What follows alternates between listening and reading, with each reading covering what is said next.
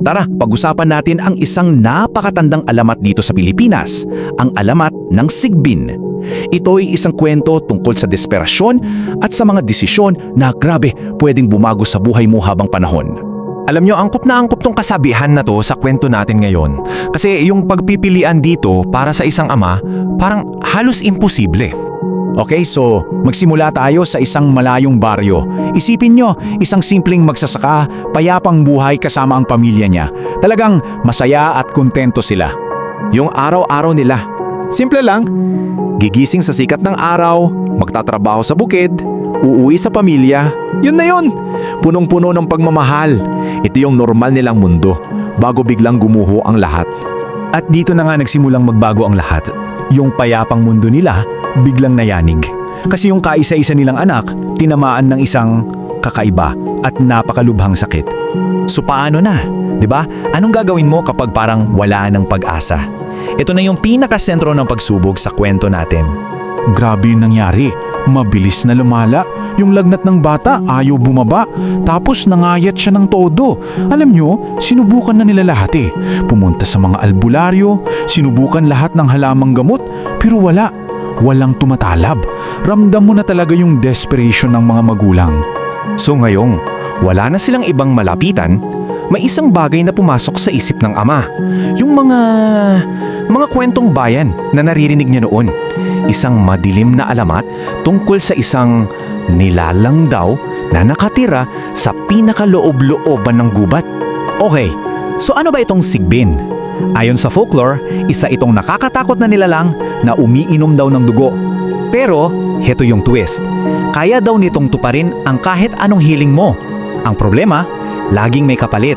At hindi basta-bastang kapalit. Kaya heto na, dahil desperado na talaga siya at mahal na mahal niya ang anak niya, gumawa ng desisyon yung ama. Kahit delikado, kahit parang mali, eto na lang yung natitirang pag-asa niya. Eto na yung susubukan niya. So ayun na nga, pinasok na ng ama yung madilim at masukal na gubat. Ang pakay niya, hanapin at harapin yung maalamat na Sigbin. At nang magkaharap na sila, ito yung naging kasunduan. Simple lang ang hiling ng ama, mapagaling ang anak niya. Pero yung kapalit, grabe, isang puso ng tao. At hindi lang isang beses, kailangan niya itong ibigay tuwing kabilugan ng buwan habang buhay. Nakataya ang buhay ng anak niya di ba? Kaya wala nang atrasan. Sa isang iglap, pumayag ang ama. At doon, sa desisyong yon, nabago ang lahat para sa kanya. So, anong nangyari pagkatapos? Well, eto na yung resulta ng desperasyon niya. Isang milagro na kasamang isang sumpa.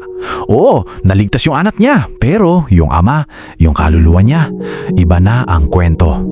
Pagbalik niya sa bahay, yun na, nakita niya. Yung anak niya na halos mamatay na, ayun, malakas, malusog, naglalaro na ulit, natupad ang hiling niya. Pero heto yung kapalit. Isang buhay na naligtas. Pero ang bayad, habang buhay na gabi ng paghahanap at pagbabayad sa isang madilim na kasunduan, walang katapusan. At ang masakit dito, yung anak niya, lumaking masaya, walang kaalam-alam sa lahat. Hindi niya alam na yung tatay niya, yung nagsalba sa kanya, ay naging halimaw sa gabi. Tuwing bilog ang buwan, kailangang tuparin ng ama yung pangako niya. Isang sekretong dinala niya hanggang sa libingan.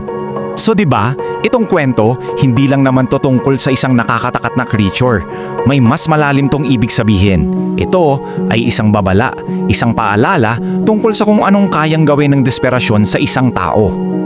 At yung aral, napakalinaw. Minsan, kailangan nating mag-ingat sa mga solusyon na mukhang madali. Pero ang kapalit ay yung mismong pagkatao natin. Kasi baka mamaya yung gamot mas malala pa pala sa sakit. Kaya ito, ang tanong na iiwan ko sa inyo. Kung kayo yung nasa kalagayan ng ama, anong gagawin nyo? Ano ang pipiliin nyo?